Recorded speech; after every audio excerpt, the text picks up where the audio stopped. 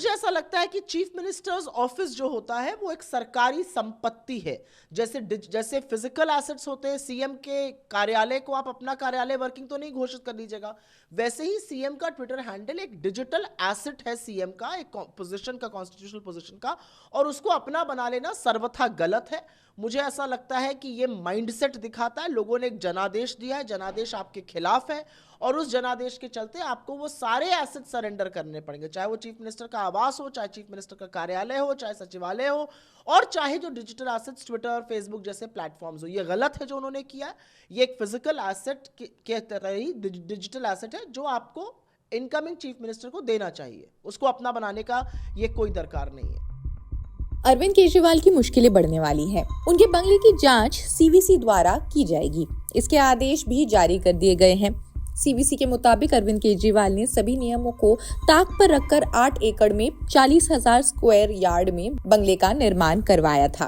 अब इस मामले में ही CPWD का एक विस्तृत जांच शुरू हो चुका है। अब बड़ी बात यह है कि आप संयोजक शीश महल विवाद में भी फंसे हुए थे। वहां भी करोड़ों रुपए का रेनोवेशन विवाद चल रहा है।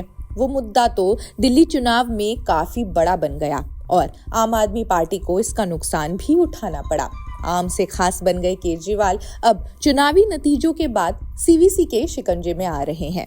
अभी तक आम आदमी पार्टी या फिर अरविंद केजरीवाल ने इस पर कोई प्रतिक्रिया नहीं दी है। जानकारी के लिए ये बता दें कि बीजेपी नेता विजेंद्र गुप्ता ने पिछले साल ही सीवीसी को पत्र लिख इस बंगले की जांच की मांग कर दी थी। उन्होंने कहा कि आवास के रेनोवेशन और कंस्ट्रक्शन में सभी नियमों का उल्लंघन हुआ है।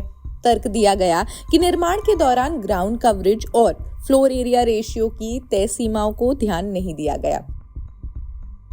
दावा तो यहाँ तक हुआ कि भव्य बंगला बनाने के लिए कई आसपास की सरकारी संपत्तियों को तोड़ा गया। अब इसी मामले की जांच सीवीसी करने वाली है।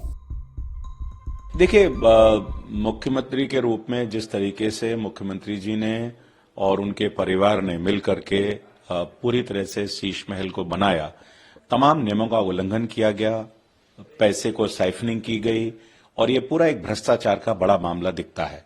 और इसमें निश्चित रूप से जो इंक्वायरी हुई है वो स्वागत योग्य है, और ये इंक्वायरी होनी चाहिए और लोगों के सामने दूध का दूध, पानी का पानी होना चाहिए।